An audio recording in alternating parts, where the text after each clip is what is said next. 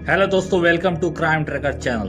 दोस्तों, आज मैं बात करने वाला हूँ एक ऐसे अभिनेता के बारे में जिसने किसी अभिनेत्री से नहीं बल्कि अपने एक फैन से शादी कर ली। और जब समय खराब हुआ अभिनेता का तो वो फैन यानी अभिनेता की पत्नी सबसे पहले घर छोड़कर भाग गई। जी हाँ दोस्तों, मैं बात कर रहा हूँ दीपक पराशर के बारे में। आज हम बताएंगे उन्होंने जिंदगी में कितना दुख सहा है, लेकिन फिर भी हार नहीं मानी। दोस्तों, दीपक पराशर का जन्म 2 अप्रैल 1952 को पुणे में हुआ था। उनके पिता विश्वनाथ पराशर एक आर्मी ऑफिसर थे, वहीं उनकी माता का नाम शोभा था। हालांकि दीपक पराशर का जीवन भारत के कई शहरों में व्यतीत हुआ, क्योंकि पिता आर्मी में थे। उनका तबादला देश के विभिन्न शहरों में होता रहता था। दीपक उन दिनों सेंट स्टीफन कॉलेज दिल्ली में पढ़ाई कर रहे थे। एक बार दीपक पराशर अपने कुछ दोस्तों के साथ दिल्ली के एक कैफे में बैठ कॉफी का मजा ले रहे थे। उसी बीच दीपक ने कैफे के बाहर खूबसूरत लड़कियों की लाइन देखी।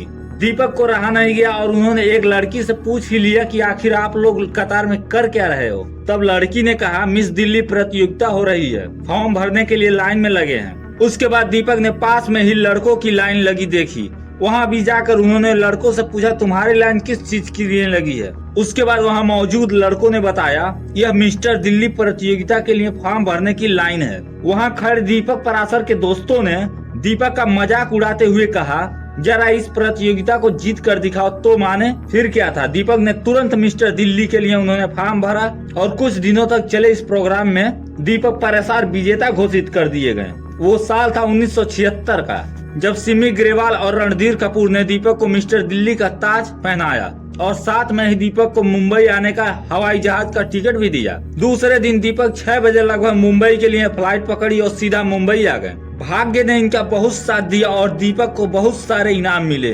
अब दीपक भारत के जाने माने नामचीनों के लिस्ट में शामिल हो गए। हालांकि इसका फायदा भी हुआ, दीपक को मॉडलिंग के ढेरों ऑफर आने लगे। उस जमाने के मशहूर ब्रांड बिमल और अरमानी के मॉडल के रूप में दीपक मॉडलिंग कर पूरे भारत में फेमस हो गए। उसी बीच उनकी मुलाकात श्याम बेनेगल से हो गई, जो उस जमाने के मशहूर फिल्म डायरेक्टर हुआ करते। फिर दीपक पराशर श्याम बेनेगल के असिस्टेंट डायरेक्टर के रूप में भी काम किया, जिनमें निशांत, भूमिका और अंकुर जैसी फिल्में शामिल थी। इसी बीच दीपक को एक्टिंग के ऑफर भी मिलने लगे। हालांकि उसी दरमियान दीपक ने यूनाइटेड प्रोड्यूसर कंपटीशन में हिस्सा लिया और ताज्जुब की बात है वो इसमें भी जीत गए।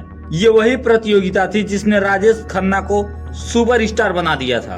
दीपक पराशर को B.R. चोपड़ा ने अपनी अगली फिल्म में काम करने का ऑफर दिया, जिसे दीपक ने खुशी खुशी स्वीकार कर ली। और 1980 में आई फिल्म इंसाफ का तराजू, इसमें हीरोइन जीनत अमान भी थी। इस फिल्म में राज बब्बर भी थे। फिल्म तो अच्छी चली, लेकिन दीपक को कुछ खास प्रसिद्धि नहीं मिली। सारा क्रेडिट जीनत अमान और राज बब्बर को मिल गई।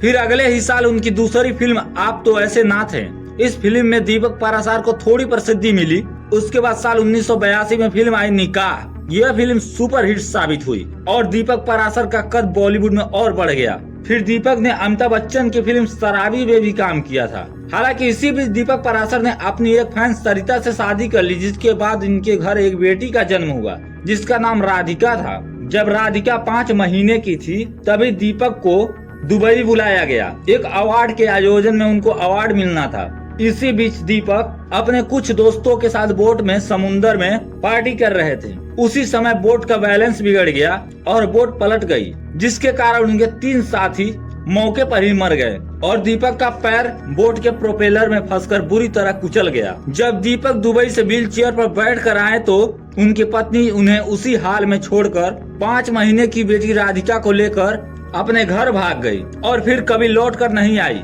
दोस्तों, दीपक को इस हादसे से उबरने में लगभग 3 साल का समय लग गया था। हालांकि दीपक ने जब बॉलीवुड में वापसी करने की सोची तब तक बहुत देर हो गई। उनके जगह पर राज बब्बर पूरी तरह काबिज हो गए थे। हालांकि दीपक को इस बात का जिंदगी भर मलाल रहा। दोस्तों, दीपक ने हार नहीं मानी। अब वो B ग्रेड की भुताहा फिल्मों में काम करने लगे। उस जमाने में राम से बरदस्त हॉरर फिल्म बनाने के लिए बहुत मशहूर थे। दीपक ने कई हॉरर फिल्मों में बतौर हीरो काम किया। इनमें शैतानी इलाका, पुरानी हवेली, खूनी मुर्दा रही। कई सालों तक दीपक ने हॉरर फिल्मों में अपने अभिनय का प्रदर्शन किया।